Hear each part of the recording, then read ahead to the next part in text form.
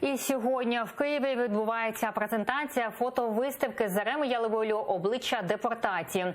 Трагедія кримських татар 75 років поспіль». Організатором виставки виступив Кримський дім.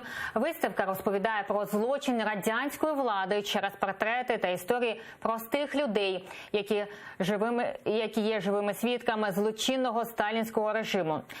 Багато хто з них до цих пір не у найдрібніших деталях пам'ятає події 18 травня, хоча були тоді ще зовсім маленькими дітьми. У Києві в Кримському будинку працює наш кореспондент Мілена Амеді. Мілена, скажи, будь ласка, багато зараз Ельвіно, до Кримського дому тільки-но підходять люди, вже понад 20 осіб прийшло, і всім цікаво подивитися, яке ж воно обличчя депортації, яке було представлено через об'єктив кримсько-татарського фотографа Зареми Ялевойлю. Власне, зараз у нас є можливість з нею особисто поспілкуватися. Зарема, селям алейкум.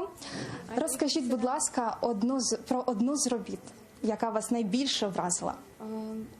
Это очень тяжелый вопрос. Меня вразили все работы, все герои. Но расскажу вам про Нури Асанова. Этот герой, он родился в селе Озенбаш в Крыму, Бахчисарайского района. В этом селе очень многие люди, в основном почти все село, помогали партизанам.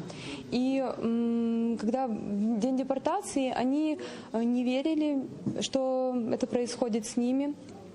И так как это просто не могли поверить в это, потому что столько времени они служили советской власти, помогали, и тут происходит какое-то недоразумение. Зарема, розкажи, будь ласка, наскільки важко тобі взагалі дався цей проект? Этот проект – это продолжение моего глобального проекта. Я фотографирую для архива, для своего, пока я не знаю, во что это выльется. Я фотографирую депортированных крымских татар уже несколько лет. Этот проект я снимала 2 месяца, с марта. Какой вопрос был? Розкажи, будь ласка, наскільки важко було працювати над проектом і як люди йшли тобі на контакт? Сложность проекта в том, что я постоянно боюсь не успеть. Важко було працювати з людьми?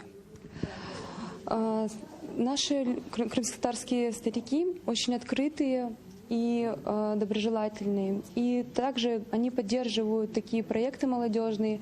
Они рассказывают о депортации, им очень грустно и больно об этом говорить, но они открыты и достаточно, в принципе, легко. Сльози були під час зйомок? Конечно, да. Хто плакав? Многие, большинство.